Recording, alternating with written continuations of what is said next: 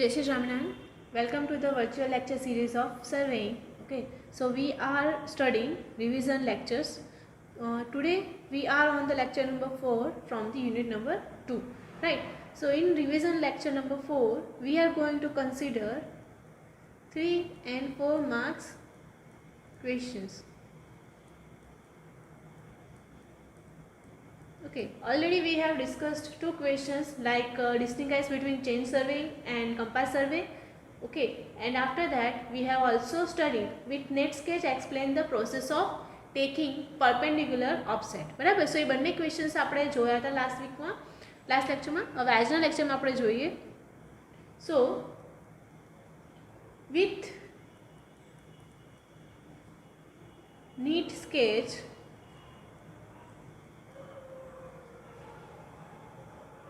explain indirect or તમને reciprocal એવું પણ લખેલું પૂછે. બરાબર. સો રેસિપ્રોકલ એન્ડ ઇનડાયરેક્ટ બંને એક જ મેથડ છે રેન્જિંગ. ઓકે, સો એના માટે તમે સૌથી પહેલાં તમને ફિગરનું આપ્યું છે. બરાબર. સો તમે જો ફિગર દોરશો તો જ તમને એના પોઝિટિવ માર્કિંગ મળશે, એટલે કે એના માર્ક્સ તમારા ઇન્ક્લુડ થતા રહેશે. બટ જો તમે ફિગર નહીં ડ્રો કરી હોય તો તમને ઇઝીલી માર્ક્સ કટિંગ થઈ શકે એવા ચાન્સીસ છે. ઓકે, સો તો તમારે કઈ સિચ્યુએશનમાં આમાં શું લખવાનું છે એ જોવાનું છે. ઓકે, સો એના આન્સર લખતી વખતે પહેલાં તો તમારે સિચ્યુએશન બતાવવાની કે કઈ સિચ્યુએશનની અંદર ઇનડાયરેક્ટ કે રેસિપ્રોકલ રેન્જિંગ યુટિલાઇઝ થતું હોય છે. Right. So situations, there are number of situations like end station are non-intervisible,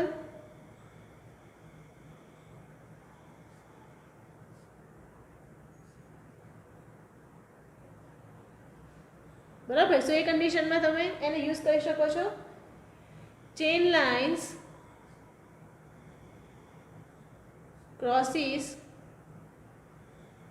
a valley, બરાબર. વેલીમાંથી ક્રોસ થતું હોય ત્યારે the distance between end is too long,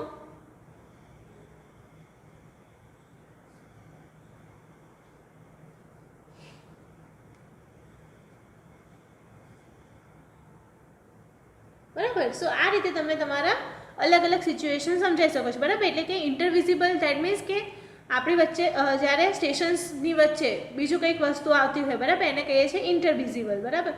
અને ચેન લાઇન્સ ક્રોસીસ અ વેલી, વેલી મીન્સ કે જ્યારે હિલ અને વેલી રિજન આવે છે. રાઈટ.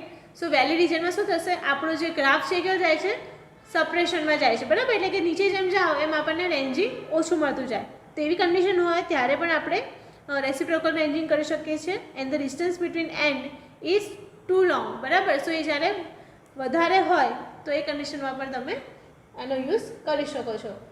આના પછી લખવાના તમારે સ્ટેપ્સ, પ્રોસિજર કે સ્ટેપ્સ, કે રીતે તમે રેસિપ્રોકલ રેન્જિંગ કરાવી શકો છો. બરાબર. સો ધેર આર ડિફરન્ટ સ્ટેપ્સ જે તમારે ફિગરના આધારે લખવાના છે. ઓકે, સો પહેલાં ફિગર ડ્રો કરતા જોઈએ. તો સૌથી પહેલાં તમારે ફિગર માટે આવશે એક સરફેસ. બરાબર. અનઇવન સરફેસ બતાવતા હોય એ રીતે જ બતાવવાની.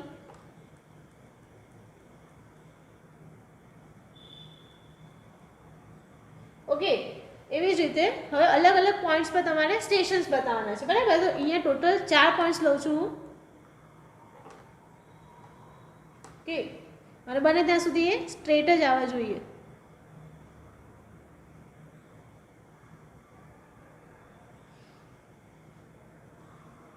આવી રીતે દોરી દીધું. ત્યારબાદ હવે એને પ્રોજેક્ટ કરવાના. દેટ મીન્સ આ જે લાઈન છે એને આપણે એક્સટેન્ડ કરશું. ઓકે, એવી જ રીતે અહીંયાની લાઇન્સ પણ.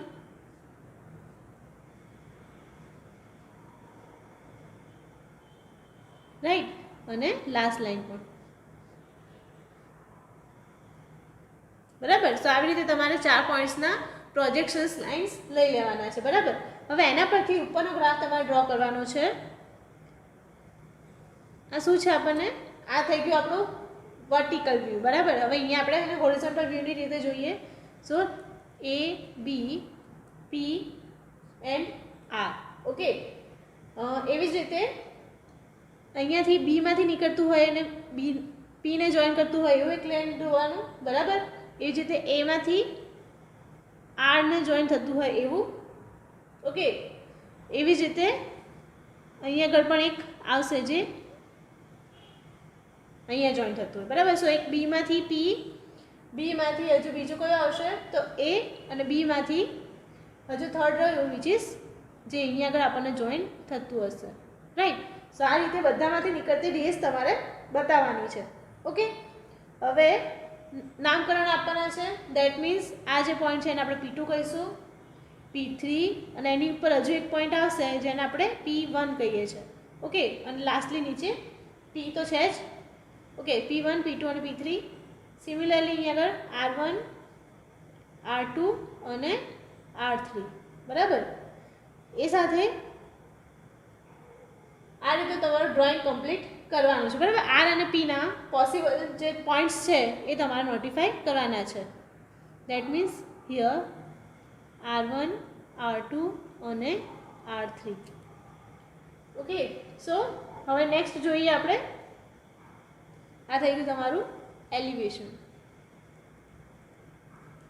બરાબર. આ પ્રમાણે તમારે પ્રોસીજર્સ બતાવવાની છે. દેટ મીન્સ સ્ટેન્ડ P1 અને R1 જે છે, બરાબર. અહીંયા આગળ આપણું P1 છે ઉપર અને અહીંયા R1 છે, બરાબર. Such that the chain man at P1 can see ranging rods, બરાબર. P1 માટેનું જે સ્ટેશન લીધું છે ત્યાંથી એ બીને પણ જોઈ શકે અને એને પણ જોઈ શકે, ઓકે. સિમિલરલી R1માંથી લેવાનું જે એને પણ જોતું હોય અને બીને પણ જોઈન કરતું હોય, એ રીતે ડિફરન્ટ પોઈન્ટ્સ તમારે એના લેવાના છે, બરાબર.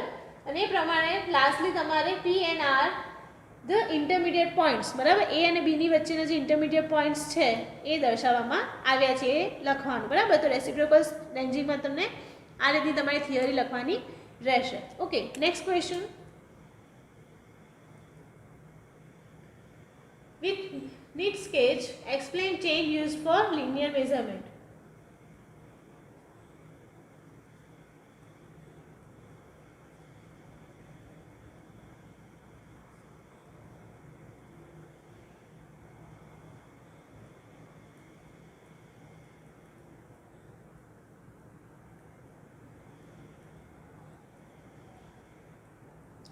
બરાબર. સો તમારે અહીંયા આગળ લિનિયર મેઝરમેન્ટ સ્કેચ સાથે સમજાવવાનું છે, ઓકે. સો તમારે અહીંયા આગળ લિનિયર મેઝરમેન્ટ માટે ચેઇન કેવી રીતે યુઝ થશે એનું તમારે એક્સપ્લેનેશન આપવાનું છે, બરાબર. સો સૌથી પહેલાં શું આવે? ટાઈપ્સ ઓફ ચેઇન્સ, બરાબર. તો કઈ કઈ ટાઈપ્સના ચેઇન્સ પડે છે? That means metric chain, Gunter's chain, engineer's chain, revenue chain and steel band, બરાબર. સો આ અલગ અલગ ટાઈપના ચેઇનિંગ્સ આવે છે. તો તમારે કોઈ પણ એક મેટ્રિક ચેઇન છે કે પછી કન્ટર્સ ચેઇન છે, ગમે તેમાંથી તમારે એક ચેઇનિંગ સમજાવવાનું છે, બરાબર. એની ફિગર ડ્રો કરવાની છે, બરાબર. સો ફિગર માટે always you have to show the handles, બરાબર. પછી એની લિંક્સ પ્રોપરલી દેખાતી હોવી જોઈએ, રાઈટ. આવી રીતે એની લિંક્સ કમ્પલસરીલી દેખાતી હોવી જોઈએ, બરાબર. સો એ પ્રમાણે તમે એનું ડ્રોઈંગ કમ્પ્લીટ કરી શકો છો, બરાબર. લાઈક 20 મીટર ચેઇન પણ બનાવી શકો એન્ડ 30 મીટર ચેઇન બતાવી શકો છો, બરાબર. પછી જે પણ તમે ચેઇન સમજાવતા હોય એની ડિટેલ્સમાં લખવાનું, જેમ કે મેટ્રિક ચેઇન છે, બરાબર. સો ક્યારે અને કેવી રીતે યુઝ થાય છે એ લખવાનું, બરાબર. કઈ કઈ સાઇઝની મળે છે આપણને, જેમ કે 5, 10, 20 એન્ડ 30, બરાબર. આટલી સાઇઝમાં એ અવેલેબલ છે, ઓકે. એ સાથે કયા મટીરિયલમાંથી એને બનાવવામાં આવે છે, ઓકે. એન્ડ જે હેન્ડલ્સ છે એ કયા મટીરિયલ્સના હોય છે. એટલે આ પ્રમાણે તમે કોઈ પણ એક ચેનને ઇઝીલી સમજાવી શકો છો, okay. So next question. Define baseline,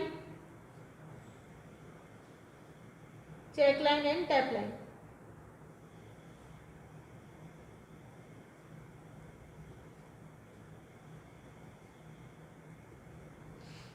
બરાબર. સો અહીંયા આગળ તમારે ડેફિનેશન લખવાની છે બેઝલાઇન, ચેક લાઇન અને ટેપ લાઇનની, ઓકે, તો સૌથી પહેલાં આપણે લઈએ છીએ બેઝ લાઇનની ડેફિનેશન. ઓકે, સો બેઝ લાઇન કોને કહીશું? The longest survey line passing through the centre. The longest survey line passing through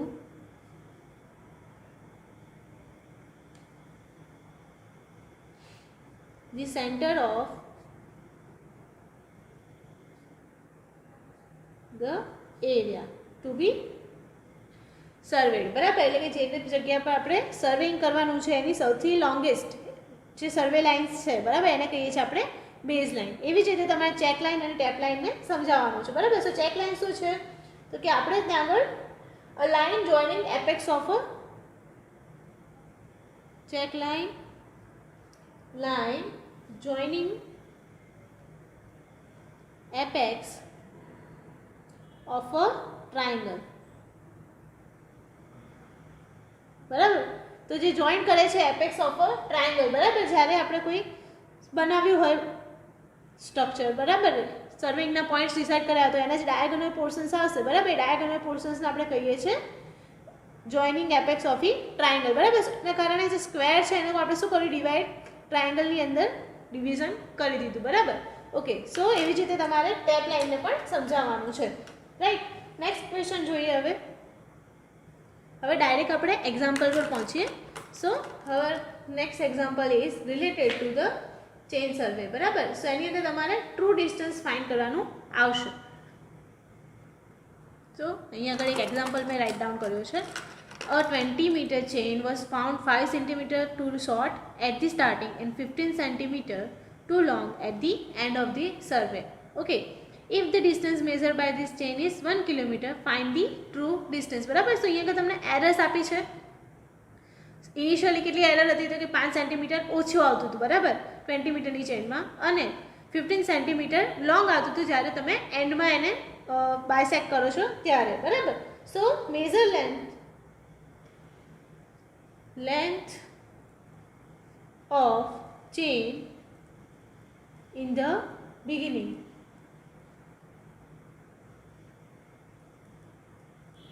That means the original size છે એટલે કે 20, અહીંયા શું છે? 5 સેન્ટીમીટર ઓછા છે. બરાબર, સો એને આપણે શું લખીશું? -5. ઓકે, 0.5 બીકોઝ સેન્ટીમીટરની અંદર છે. એ ધ્યાન રાખવાનું કે તમારો યુનિટ શેમાં આપેલો છે. બરાબર, સો 20 એ આપણો શેમાં છે? મીટરમાં છે, અને 5 સેન્ટીમીટર શેમાં છે? સેન્ટીમીટરમાં. ઓકે, સો સેન્ટીમીટર ટુ મીટર કન્વર્ટ કરશું, દેટ મીન્સ 0.05 થશે, એટલે કે 19.95 એ આપણો અહીં આગળ આન્સર થશે ઇનિશિયલી. બરાબર, હવે length of chain at end. બરાબર, સો એમાં શું થાય છે? 15 સેન્ટીમીટર લોંગ છે. બરાબર, સો જે પણ આપણી ચેનની સાઇઝમાં છે એટલે કે 20 પ્લસ શું કરવા પડે આમાં? 0.15. રાઈટ, આવી રીતે તમે બે વેલ્યુ ફાઇન્ડ કરી શકો છો, એટલે કે length in the beginning and length and of the beginning. હવે આપણને શું જોઈએ છે? એવરેજ લેન્થ કેટલી હશે એ. દેટ મીન્સ એવરેજ લેન્થ, જેના માટે ઇક્વેશન છે L dash is equal to first plus second divided by 2. બરાબર, એવરેજ કીધું ફાઇન્ડ થાય તો પહેલી અને છેલ્લી વેલ્યુ એને આપણે શું કરીએ છીએ? ભાગ્યા 2 વડે કરીએ, એટલે કે 19.95 પ્લસ 20.15 ડિવાઇડેડ બાય 2. ઓકે, જે પણ આન્સર આવે એ તમારો થઈ જશે L ડેશ ઇન મીટર. બરાબર, સો અહીંયા તમારો આન્સર આવે છે 20.05. બરાબર, મીટર. હવે L ઇઝ ઇક્વલ ટુ આપણી પાસે શું છે? Already 20 metre. L ડેશ એટલે કે કેટલી લેન્થ આપણે મેઝર કરવાની છે એને આપણે કહીએ છીએ L ડેશ. કેટલું છે? તો કે 1 કિલોમીટર, જેને આપણે 1000 મીટર વડે પણ લખી શકીએ છીએ. હવે લખવાનું આપણે કરેક્ટેડ ડિસ્ટન્સ. બરાબર, કરેક્ટેડ ડિસ્ટન્સ માટેનું શું ફોર્મ્યુલા છે? So L is equal to L dash બ્રેકેટમાં capital L dash divided by L. બરાબર, L ડેશ એટલે શું? સ્મોલ L ડેશ છે અહીંયા આગળ. બરાબર, અને અહીંયા આગળ કેપિટલ L ડેશ છે, એટલે કે એવરેજ લેન્થ જે છે એ આપણે ઉપર લેવાની અને ઓરિજિનલ લેન્થ જે છે એ આપણે છેદમાં લેવાની. બરાબર, અને L ડેશ જે આપણે ફાઇન્ડ કર્યું છે એ. દેટ મીન્સ 20.05 ડિવાઇડેડ બાય 20 બરાબર. અહીંયા આટલી એરર આવી છે. હવે આને મલ્ટિપ્લિકેશનમાં કરશું એટલે આપણને ઓરિજિનલ કેટલું ડિસ્ટન્સ કરેક્ટેડ મળ્યું હતું એ આપણને ફાઇન્ડ થશે. એપ્રોક્સિમેટલી આપણને 999.5 જેવી વેલ્યુ મળશે. That means this is our original length જે આપણે મેઝર કરવાની છે. ઓકે, નેક્સ્ટ જોઈએ. Next question is our draw conventional symbol. Okay, કયા કયા સિમ્બોલ્સ આપણે દોરવાના કીધા છે? તો કે north direction. Okay, second one is benchmark or BM. Okay, and the third one is temple. Okay, so તમારે પ્લાનની અંદર જ્યારે વચ્ચે કોઈ ઓબ્સ્ટેકલ્સ આવતા હોય તમારે એને દર્શાવવું હોય કાં તો કોઈ ડાયરેક્શન બતાવી હોય તો તમે કેવી રીતે બતાવી શકો. ઓકે, સો એના ડિફરન્ટ કન્વેન્શનલ સિમ્બોલ્સ આપણે ઓલરેડી શીખીએ છીએ બરાબર. સો નોર્થ ડાયરેક્શન કેવી રીતે બતાવી શકીએ? સો અહીંયા આગળ તમારે નોર્થ ડાયરેક્શનનું સિમ્બોલ બતાવવાનું, દેટ મીન્સ એન બરાબર. અને જે ડાયરેક્શનમાં હોય એ ડાયરેક્શનમાં એરો બતાવવાનો. ઓકે, જેમ કે અહીંયા આગળ એરો કઈ ડાયરેક્શનમાં છે? સો આ ડાયરેક્શનમાં ડાયગોનલી છે. ઓકે, એવી જ રીતે બેન્ચમાર્ક તમારે બતાવવાનો હોય સો બેન્ચમાર્ક માટે BM બોક્સની અંદર an plus sign. Okay, plus sign અહીંયા આગળ બતાવી કમ્પલસરી છે. ઓકે, અને ટેમ્પલ કેવું કંઈ આવતું હોય બરાબર. સો ટેમ્પલ કેવી રીતે બતાવી શકીએ? સિમ્પલી આ થઈ ગયું તમારું ટેમ્પલ. ઓકે, સો આના સિવાય પણ તમને બીજા સિમ્બોલ્સ રાઇટ ડાઉન કરવાના કહે તો તમે ઇઝીલી કરી શકો એવા છે. ઓકે, હવે નેક્સ્ટ જોઈએ.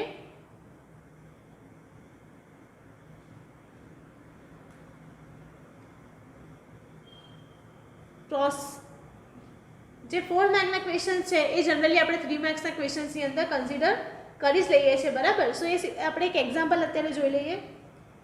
Calculate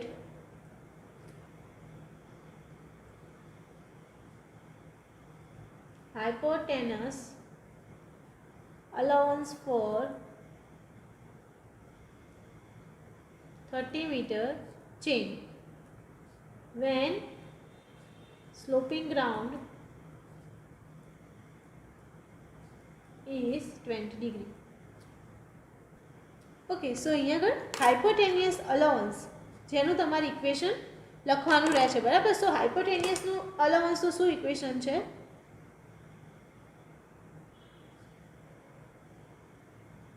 is equal to L sec theta -1. Okay, so sec theta -1 લખશો એટલે તમને વેલ્યુ ડાયરેક્ટ હાઇપોટેનિયસ અલાવન્સની મળી જશે. ઓકે, સો L ની વેલ્યુ જોઈશે આપણને, થીટાની વેલ્યુ જોઈશે. તો અહીંયા આગળ L ઇઝ ઇક્વલ ટુ કેટલા છે આપણી પાસે? 30 મીટર. ઓકે, થીટા કેટલો આપેલો છે આપણને એટલે કે when the sloping ground is 20 degree બરાબર. સો 20 ડિગ્રી શું થશે? આપણો થીટા થશે બરાબર. હવે અહીંયા બધી વેલ્યુ પુટઅપ કરીએ. સો L is equal two 1 cos theta થઈ શકે -1 બરાબર. સો તમને ડાયરેક્ટ સેક થીટાની વેલ્યુ કેલ્ક્યુલેટરમાં નહીં મળે. ઓકે, તો તમારે શું કરવું પડશે? 1 cos થીટાની વેલ્યુ ફાઇન્ડ કરવાની, પછી એને 1 માંથી માઇનસ કરવાનો અને લેન્થ આપણી અહીંયા લખવાની બરાબર. સો 30 1 cos 20 -1. ઓકે, એટલે કે એપ્રોક્સિમેટલી તમને 1.57 મીટર જેટલી વેલ્યુ મળે છે. અહીંયા થઈ ગયો તમારો આ હાઇપોટેનિયસ અલાવન્સ બરાબર. સો 4 માર્ક્સની અંદર પણ તમને આટલો નાનકડો એક્ઝામ્પલ પૂછાઈ શકે છે.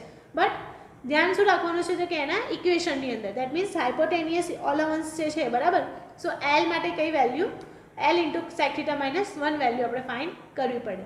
ઓકે, સો આજના લેક્ચરમાં આપણે જે પણ મોસ્ટ આઈએમપી ક્વેશ્ચન્સ હતા 3 અને 4 માર્ક્સના એ જોયા છે બરાબર. એ સિવાય પણ તમે જ્યારે PDF રન કરશો બરાબર. સો એ PDFની અંદર બીજા ક્વેશ્ચન્સ પણ છે જે આના રિલેટેડ જ છે બરાબર, જે નવા એડઅપ થતા નથી. ઓકે, સો એ પણ તમે એક વખત રિફર કરજો અને તમારું પ્રોપર સ્ટડી એમાં કરજો. ઓકે, સો આ નોટ સાથે આઈ એમ સાઇનિંગ ઓફ. બાય.